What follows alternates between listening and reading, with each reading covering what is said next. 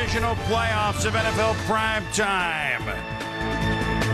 The Great Eight started with a struggle in Seattle. Could the Seahawks finally get that elusive playoff win? The Redskins were game. The champs on the road and on the ropes. Would the Patriots run come to an end in Denver? Plus, we look ahead to Sunday's games when the Colts begin their big Super Bowl push. The best weekend of the NFL on NFL Primetime.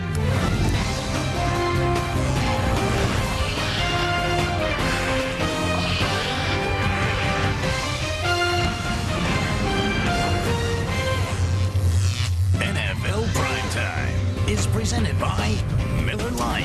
Primetime is Miller time.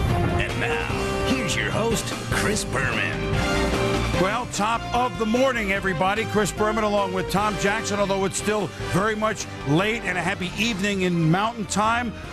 We begin the round of Grade 8. The teams that have earned their byes, they've earned their home field advantage, and a lot of teams earning, well, a lot of big stuff could have happened on this day, Tom, as we talked about this morning. Yeah, said on Sunday Countdown, we thought some history would be made as we watch the games go on this weekend. We've already seen some of that history. Well, part of the history will be, and you know because you just watched it, we now know for the first time in 3 years that New England will not be the NFL champion. For only, the second time this century, they're not going to be the NFL champion. That's because they went into Denver, where the Broncos were undefeated and after their own bugaboo. Mike Shanahan and the Broncos trying to win for the first time in the postseason without John Elway. The new Mile High, that's in Vesco. And Bill Belichick and the Patriots 10-0 with Tom Brady in this era against the Bronco team 8-0 at home this year with Jake Plummer at the quarterback. And John Lynch showing why he still brings the heat from the safety spot. He got under the Patriots' skin very early. It's almost like he's having his own joust with Tom Brady, Tom. Yeah, false start on the first call. Again, John Lynch coming off the edge. Brady gets rid of the ball, but certainly he was aware of the fact that John Lynch was going to be putting the pressure on Broncos, hoping that it would take its toll as the day went on. A lot of folks thought that even though these defenses can play, this is not going to be a scoreless game till late in the second quarter, but it was. Jake Plummer, did you have Putzier for 24 yards in the first down on a 3rd and 17 for Denver early second quarter. Denver had better field position most of the game, certainly in the first half. Tatum Bell on 2nd and 2 from the 4 at 2-yard gain. Measurement just short of the first and 3rd and inches. A loss of a yard. Interesting call, Plummer on a quarterback sneak. And then this one on 4th and 1. Very curious, Tom. Yeah, you're throwing the OS, the over the shoulder for the wide receiver. Outstanding play by Asante Samuel on the ball. You know, I'd call to come up with following the timeout. Then Plummer throwing Asante Samuel. How about the footwork here? As they first ruled out of bounds, Bill Belichick challenged it, reached in his sock, put out the red flag. This is superior play. And so, great job getting the ball, getting the feet down.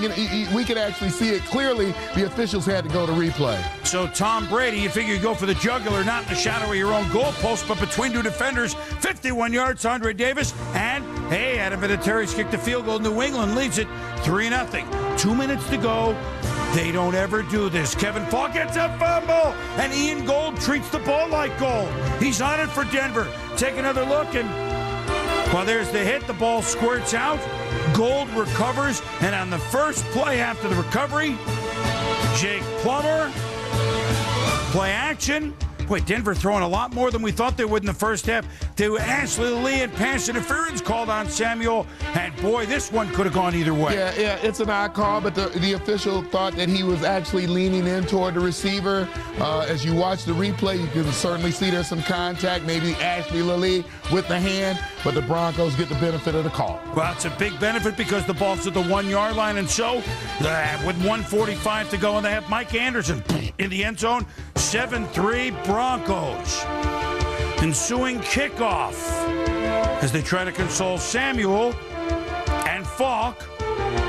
There'd be more consoling needed. Ellis Hobbs hit by, of all people, Todd Sauerbrunn, the kickoff man, obviously in the punter. And it's Denver ball. 2 fumbles in the final 2 minutes of the half. Yeah, and look at Sauerbrunn put his helmet right on the football. That's an outstanding play by a kicker. And so that sets up a Jason Elam field goal, 10-3. 10-6 third quarter. Flea flicker, Tom Brady to Deion Branch. And Branch with the spin. And now the Patriots are in business in the final 4 minutes of the third quarter. But Brady, after an incomplete on second half, Champ Bailey, couple yards deep in the end zone, down the sidelines. Kevin Falk not going to get him. He could go all the whoa! Ben Watson from nowhere, ball out of bounds. They say it's at the one. Obviously, Bailey with a 100-yard return. Belichick said, how about a fumble? And if it went through the end zone, it would be a touchback and an unbelievable break the other way. They looked about 8 million times. You know, we got the same look that the officials looked at on replay, and it was inconclusive. There was nothing that you could do to turn that call over. But look at the effort by Ben Watson. He ran not only the 100 yards down the field, he ran another maybe 30 or 40 yards across the field around the official. That's the kind of effort that you expect from a champion. Well, they went 101 yards. The Broncos keep the ball, and then Mike Anderson in from the one. And all of a sudden, what could have been at worst, you figure 10-9 Denver lead, is now 17-6. What a turner. And then, well, you know it's not going well when Adam Vinatieri, after 21 straight in the postseason, misses a field goal. He made a field goal earlier than he pushed right to. Later in the fourth quarter. Troy Brown back because the youngsters are fumbling the stuff. Oh. And Troy's been such a great Patriot for such a long time. And with the game still in question at 17-6, he fumbles. Ensuing possession.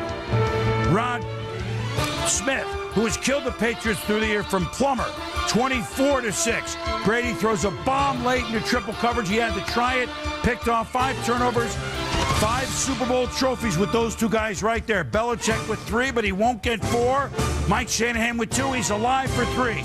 The Broncos beat the Patriots and end one of the most spectacular runs in NFL history. But Denver gets their first win in this new Mile High in Invesco. Their first win post John Elway. They're one step back from getting to the Super Bowl. They win it 27-13 on a day when the Patriots turned it over 5 times to Denver's 1. Broncos, after the game, thrilled. I give them credit for the way they performed, what they did, and for winning the game. And you know, obviously we're disappointed, and we're able to make the plays that we need to make to win, and that's why we didn't win. From a coaching staff standpoint, to the nucleus of their players, offense, defense, and special teams, I've got the utmost respect for what they've done, and we really feel fortunate to come away with a win against a team that has played at that level consistently for a number of years.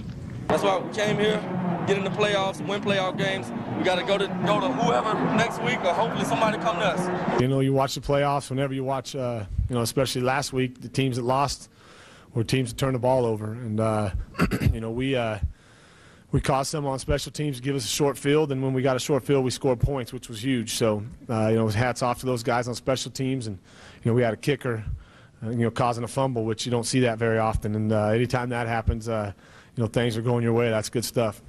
It's disappointing that you look back at the game and you realize how many points that we just laid up on a silver platter. So you're never going to win when you do that, especially against a good team on the road. And, couldn't really get the ball in when we got down tight. They made some good plays. I mean, it's a good team. It's an attacking defense, and they made the plays they needed to make. And it was just, you know, not a very good day by us.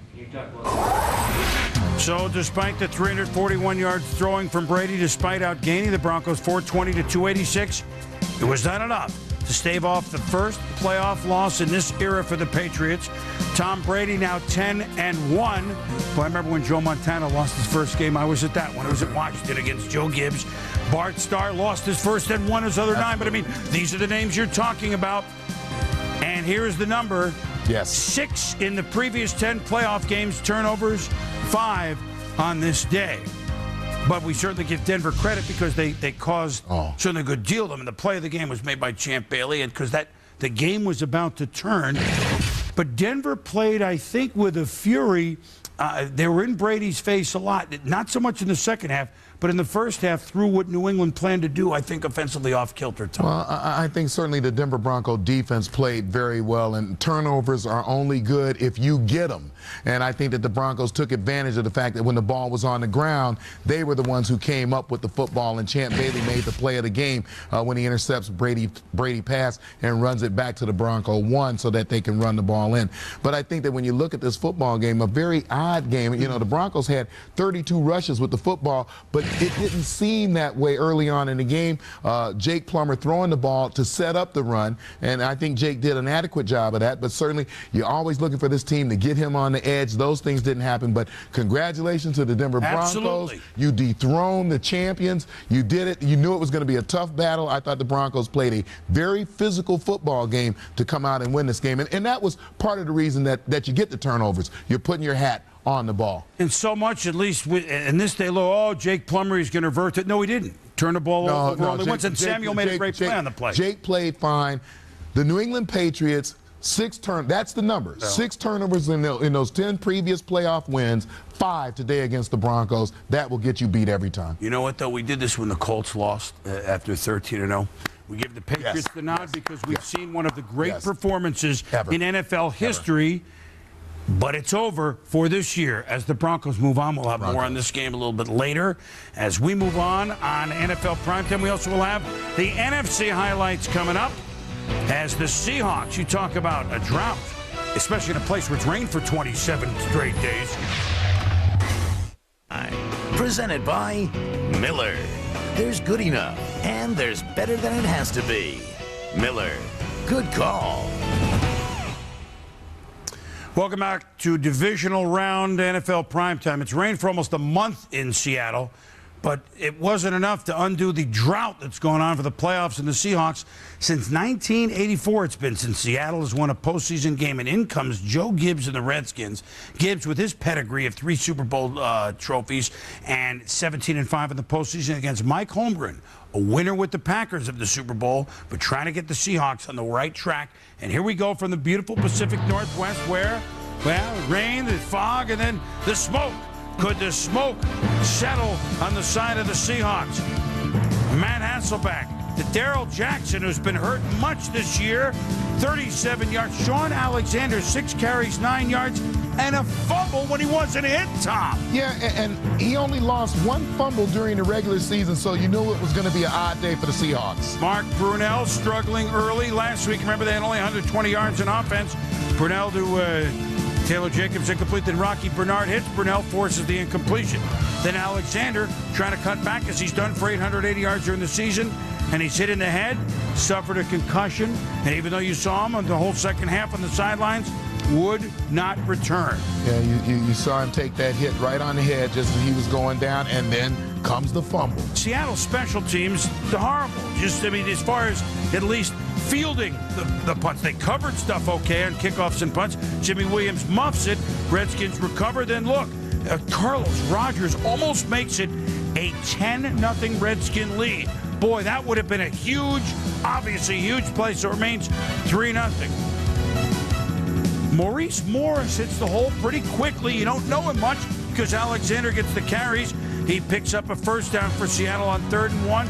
Again, just gets 2 yards, but a first down, running behind that left side. And then, with under 4 minutes to go in the half, Hasselbeck, 29 yards to Darrell Jackson, and Seattle has the lead 7-3. That's a great adjustment to the ball. A nice throw by Hasselbeck, but you saw that Jackson had to actually turn around to get the football. That's an outstanding adjustment. So now, 3rd and 3. It's the third quarter. Hasselbeck to Joe Giravicius. First down, Seattle. Hasselbeck threw for 300 yards in his first 2 playoff games the last 2 years, albeit losses. He played poised, and he smelled the end zone. Touchdown, 6 yards, and it's 14-3 Seahawks to the thrill of Sean Alexander. Bryce Fisher, Grant Wistrom played well at the ends today, Tom. Turnover on downs. And now with the score 17-3. Wait a minute now.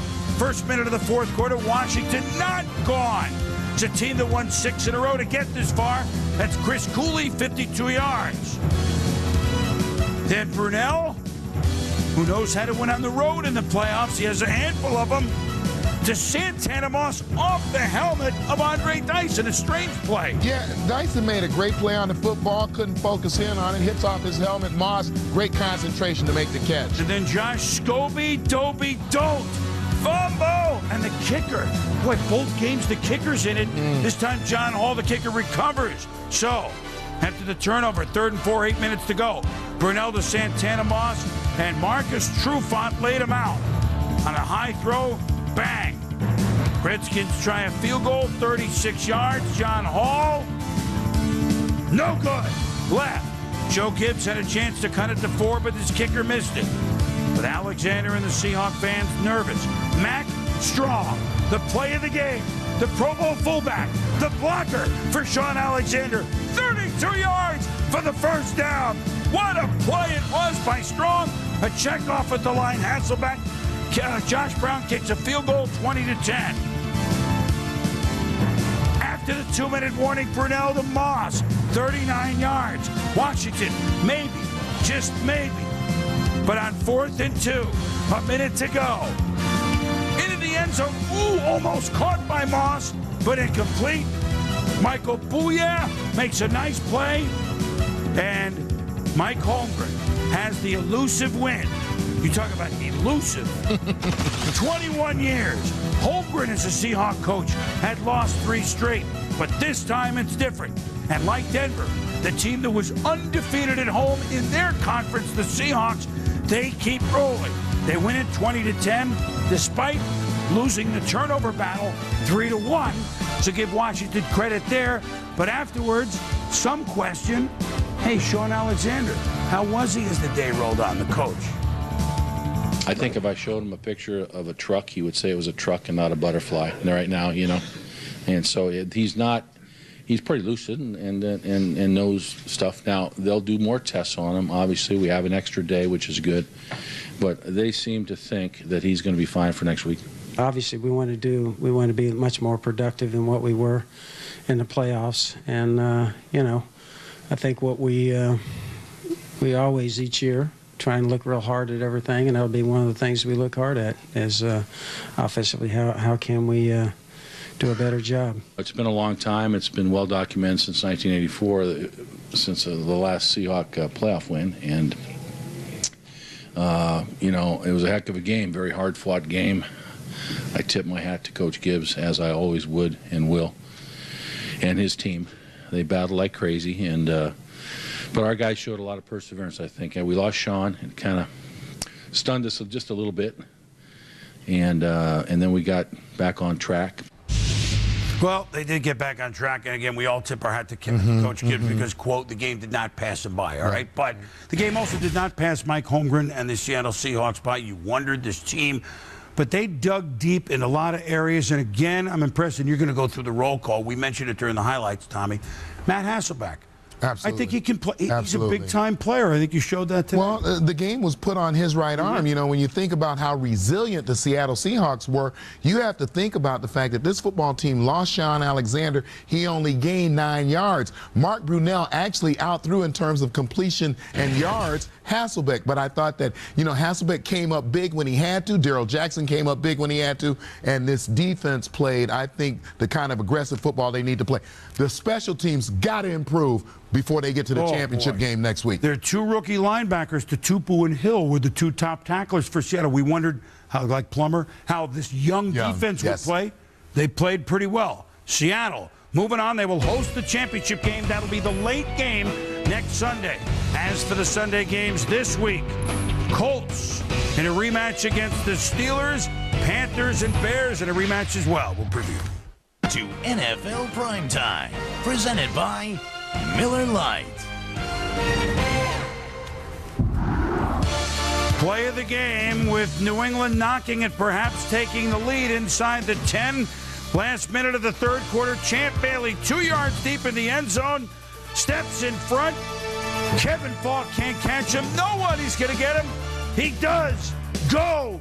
Oh, we're only kidding. It's Ben Watson with an amazing play, but a 100-yard return by Champ Bailey, which sets up an Anderson touchdown to make it 17-6. Then when Jake Plummer found Rod Smith, New England couldn't come back. 27-13, a heavy mountain for Tom Brady. We came to this game, and I don't think it was mental today. I mean, I thought we really did a lot of good things. We just did too many bad things. I think receivers did a great job today. Offensive line, I don't think we got sacked again. We throw for almost 350 yards, run for, a bunch of yards. Just didn't, the turnovers just nullify everything. So, you take away 3 or 4 bad plays, and it's a different game. But obviously, you can't take away 3 or 4 plays. And that's, no matter how well you play, if you turn it over, you're not going to win. And we just turned it over too much. Well, it's a press conference Tom Brady has never had in the pros or college, where he was 2-0 in bowl games. So the champs out. Denver, an amazing thing. They dethrone the champs now tomorrow. The Colts, the, quote, regular season champs, if you will, who were 13-0. They beat Pittsburgh on that Monday night. Can they continue by beating the Steelers again? Panthers lost in Chicago during the regular season. Can the Panthers continue on the road, or will the Bears' defense be too tough? Yeah, tall mountain for the Steelers to climb, a 6 playing a 1. Colts haven't played a significant game now in a while. I would expect them to be emotionally ready to play. Panthers and Bears, I think a matchup of front lines. Who's going to put the pressure on who in terms of stopping the run and then pressuring the passer? This note for the Colts: Nick Harper questionable tomorrow, the very good starting cornerback. He was injured when his wife cut him with a knife. She was jailed. So at this moment, they don't know if he'll be playing on Sunday. If he does, where's his head? We'll be back with a final thought and game balls on Divisional Saturday on NFL Primetime. Inside the Numbers, brought to you by Visa, proud sponsor of the NFL, with Visa's multiple layers of security. Presented by Miller. There's good enough, and there's better than it has to be. Miller, good call. Boomer, my game ball goes to Darrell Jackson. You look at the numbers there, the 9 for 143. That is a playoff record for the Seattle Seahawks. Significant because Steve Largent played for the Seattle Seahawks. And I'm going to go on your team, Tom. John Lynch, he remains a force. He had to pick at the end of the game, but it was his blitzing and his penetration in the Patriot backfield in the first quarter that really set the tone, I thought, for Denver's defense. We'll have a new champ. Denver did the job. Congratulations, Broncos. And congratulations, Seahawks. Huge monkey off back. For Tom Jackson, I'm Chris Berman. See you for a countdown at 11 a.m. Eastern.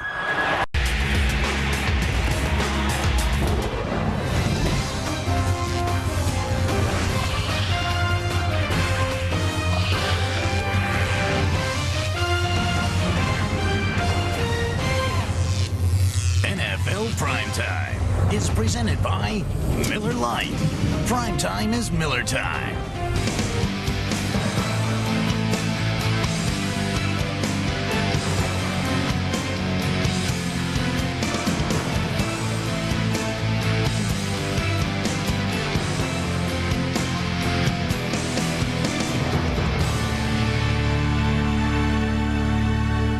Welcome, everybody, to NFL Primetime. Chris Berman along with Tom Jackson. An epic game. We waited seemingly 4 days through these playoffs. An epic game with the team of the season involved on what they hope would be the start of their postseason journey, Tom. Yeah, and we have all these trends. We go by the numbers. The home teams are going to do this and that. Couple of surprises. Some big surprises. Some teams on the road saying, we don't care. And the Indianapolis Colts, the story of the season for 4 months. Could they be the story of this season in this 5th month, which would be, of course, the postseason? The Colts began the year at 13-0, had everything their way. Peyton Manning and company at home field. Meanwhile, Ben Roethlisberger and company were 7-5 at one point at Pittsburgh. But they're the hot team, and they came out throwing. The Steelers came out throwing. Somebody said it this morning to Heath Miller for 36 yards. And from the 6, Roethlisberger to Antoine Randall. Very smooth 7-0 lead first drive, Tom. Yeah, the Pittsburgh Steelers changed the game plan for this game. Well, the Colts come back, but the Steelers defense, they were changing the Colts game plan. That's Chris Hope breaking it up. 3 and out, Peyton Manning and the Colts. Second possession, Indy on 3rd and 7. This time Manning time in the pocket. But, well, a lot of things have been going on for the Colts. Rust, they're not going to say, hey, we weren't rusty, but they look a little out of sync, put it that way. Meanwhile, in sync was Roethlisberger to Hines Ward, 45 yards. That's a 3rd and 10 completion. And Nick Harper, who was quite a story, questionable, though he actually played very well. A stab wound allegedly applied by his wife, and he was in and out of the game. Yeah, hurt his knee, but he would return. Meanwhile, into the end zone is Miller. Roethlisberger to Heath Miller, touchdown, 14-0 to the chagrin of Tony Dungy and the happiness of Bill Carr. Steelers putting a lot of pressure. Tom, they had 5 sacks. Yeah, Kimo von Oelhoffen coming up the middle of the football field, putting pressure on Manning, and then James Ferrier off that edge, coming around the corner. You take a look at this replay. Just watch as he's coming. The guard is coming outside. We call this dual protection. Just couldn't get there quick enough for a linebacker like James Ferrier. And a lot of times it wasn't all blitzing. Steelers enjoying a 14-0 lead. And now second quarter, Colts at their own 17-yard line. Indy finally gets it going. Play action. It's Dallas Clark. Caught a couple of big passes today. Colts on the move all the way down to the 1-yard line. 3rd and goal, and whoop.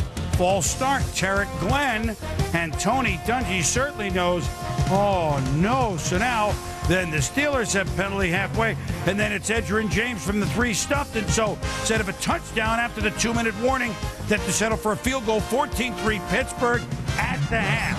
Now Colts ball deep in their own end with over 5 minutes to go in the 3rd quarter. Manning, oh my goodness, it's a safety. Ruled just in the field of play. 1 of 5 sacks. But a lot of times it seemed like they just couldn't pick it up, Tom. Meanwhile, now you've passed. Now you're going to run with the bus. Jerome Bettis, this is classic. Yeah, Jerome Bettis getting north-south as quick as he can. He's not wasting any motion to the outside. Straight line to the goal line. And then you think from the 1, yeah, he might get it in. 21-3.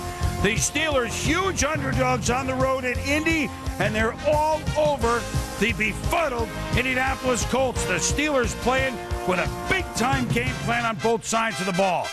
Just at the end of the 3rd quarter, complete to Edgerrin James, a pass from Peyton Manning. The punt team was on the field, but Peyton himself, Tom, waved them off, and Tony Dungy said, well, you call the plays, might as well call that play.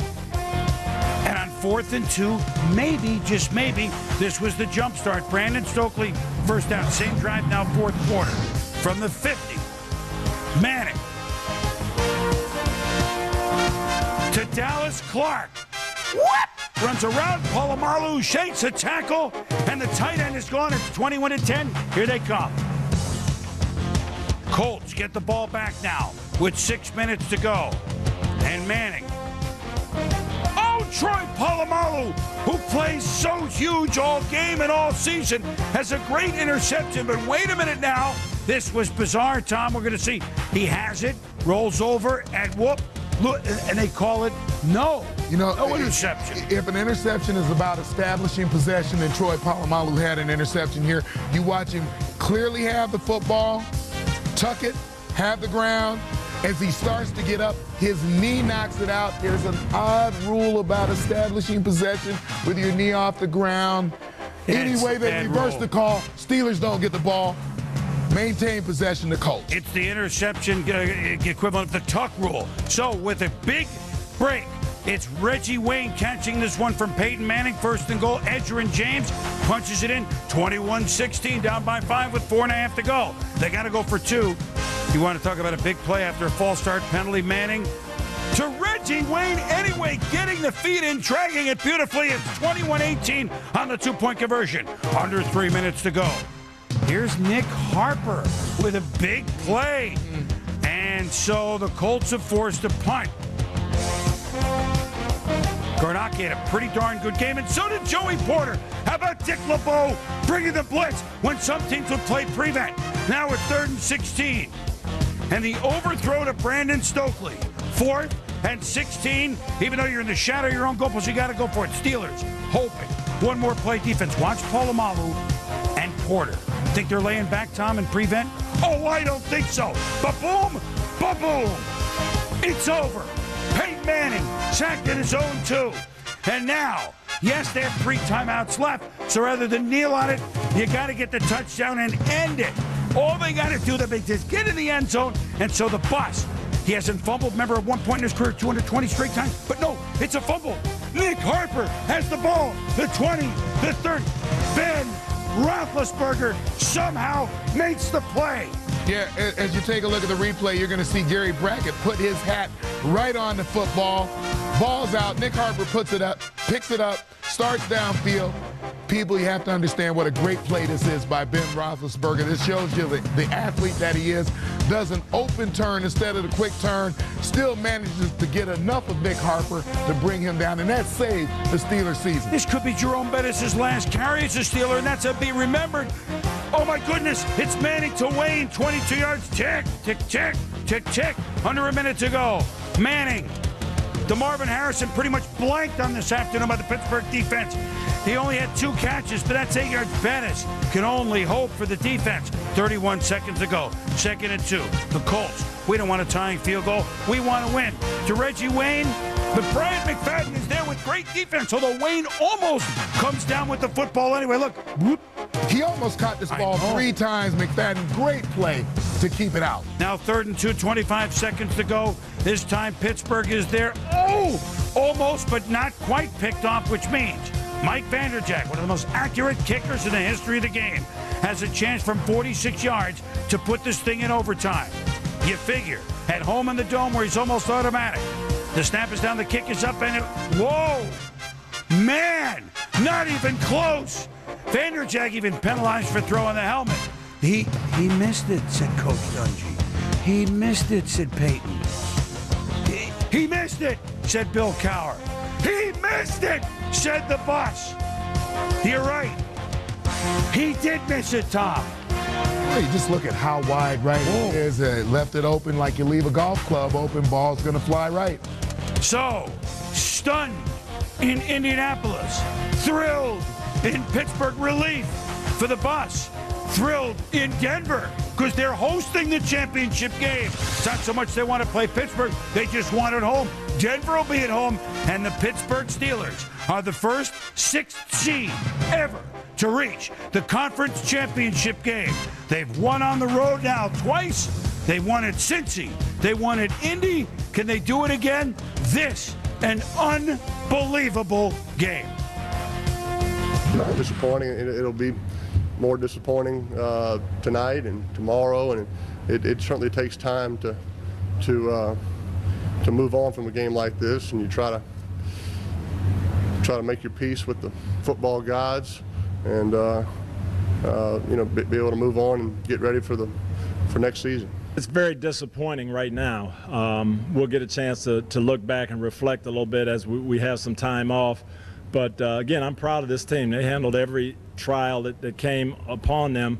I really thought the Lord's hand was on this team, and we got some special guys, and I'm very proud of them. I'm somewhat in shock that I'm standing here after a missed field goal. I never thought in a million years I would have missed it. So I'm not sure what happened, but obviously it didn't go in. We came in and made more plays today. We were fortunate, and it took us to play a complete game, and we played very close to a complete game today to beat that team. That was a mistake by my part. It should never happen, and I let my team down. They bailed me out. Once in a blue moon, Jerome fumbles, and once in a blue moon, I'm going to make that tackle. So, unfortunately, it happened both at the same time. None of you guys, anyone thought we could win this game except for the guys in that locker room.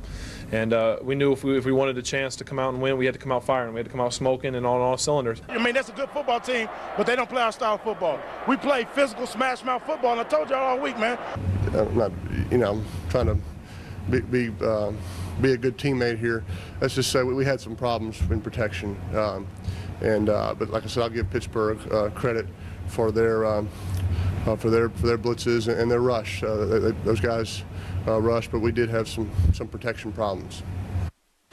Well, look, first things first, on the Colts, an unbelievable season.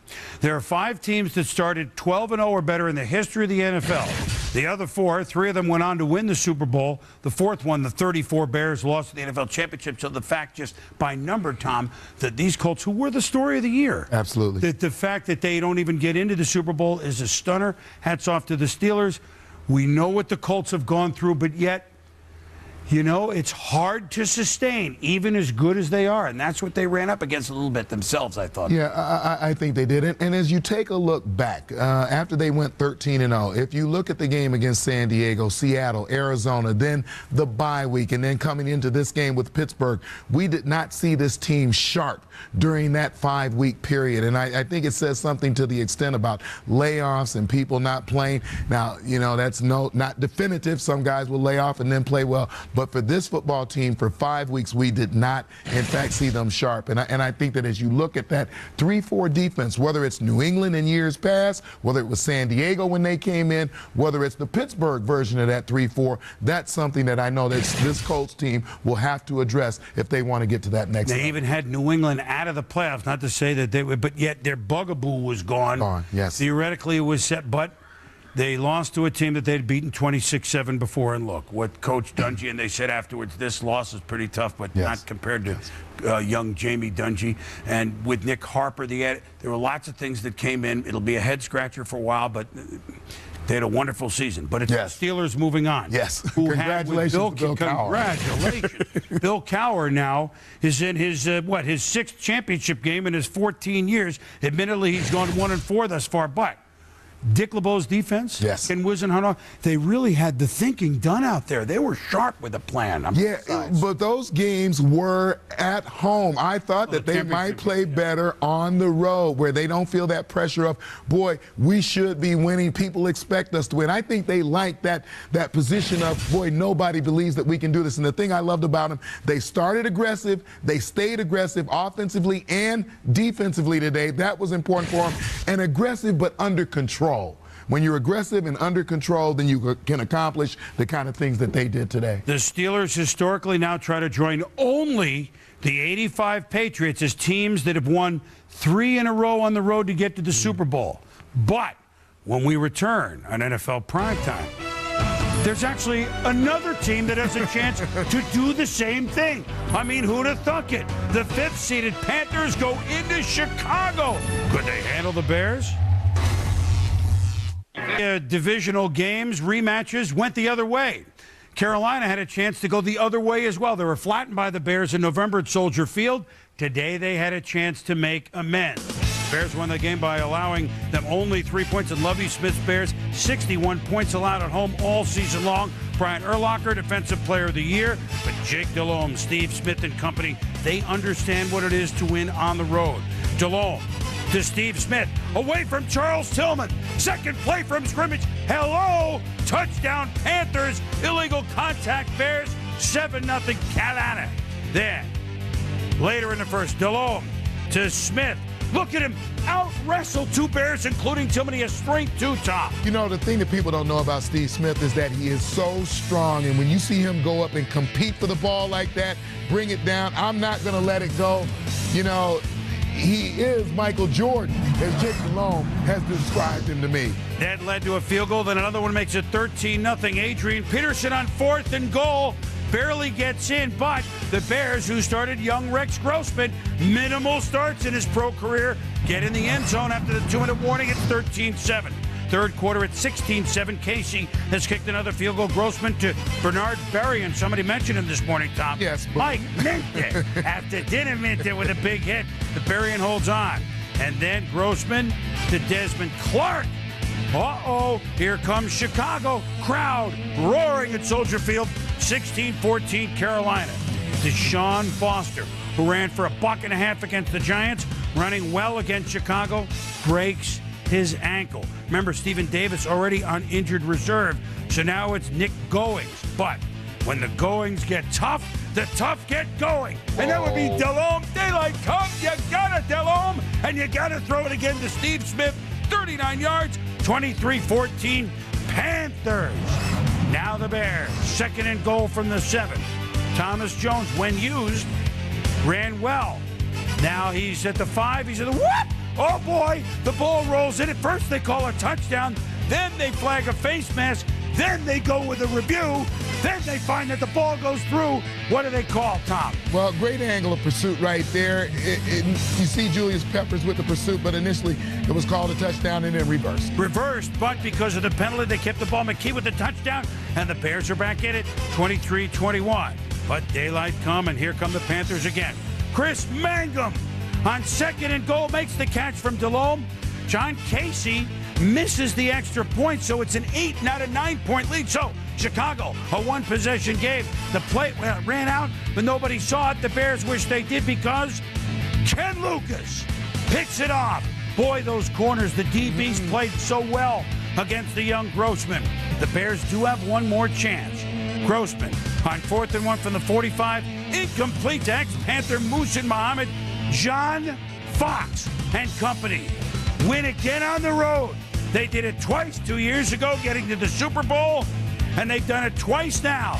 They've gone into Chicago and scored 29 points on the Chicago Bears. They scored 23 points on the New York Jets, so 52 points on the road in 2 playoff wins. Steve Smith, the 4th biggest game with 218 yards receiving ever. His 12 catches, one off the postseason mark with 13 catches. Steve Smith, unbelievable. Last time we played them, I had 14, but we didn't score and we didn't do the things that we need to do. But, all we got to do is keep focusing, working hard, and just keep doing what we need to do. All I heard all week long is, what I didn't do.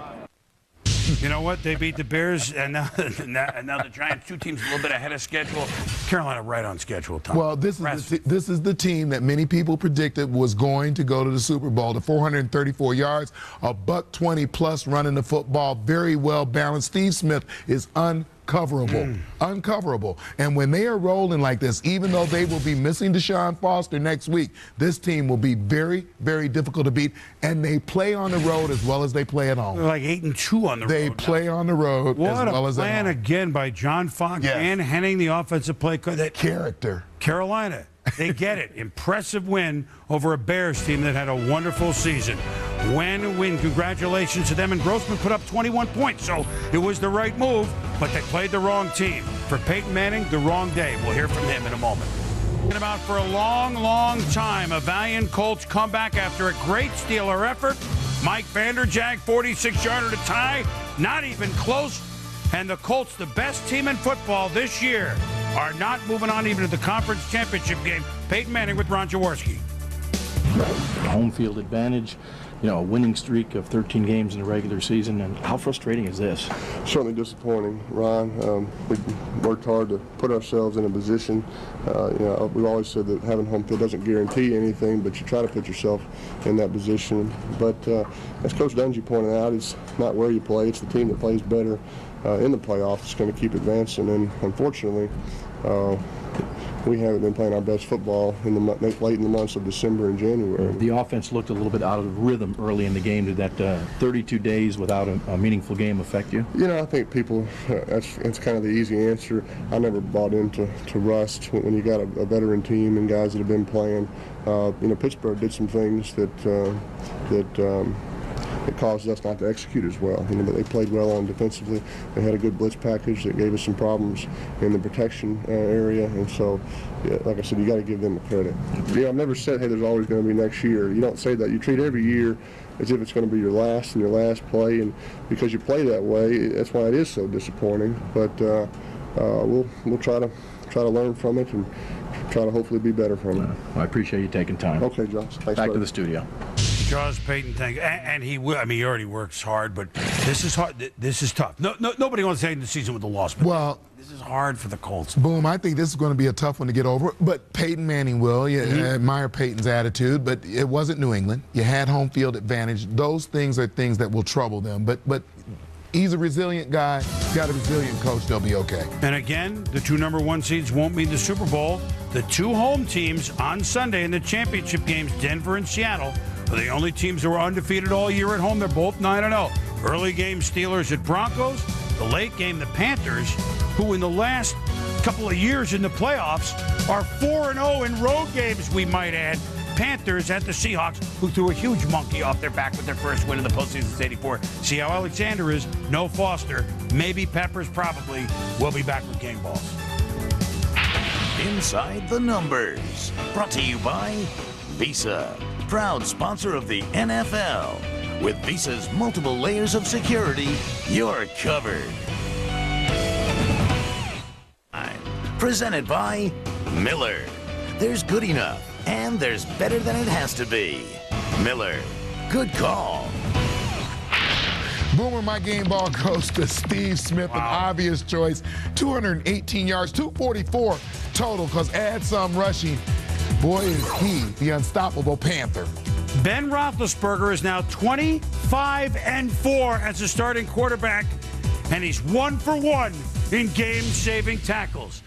So, 2 old AFC West squads are home, Tom, for the championship. I used to play them all the time. Denver and Seattle. We can't wait till next week for Tom Jackson. I'm Chris Berman. Thanks for watching Primetime.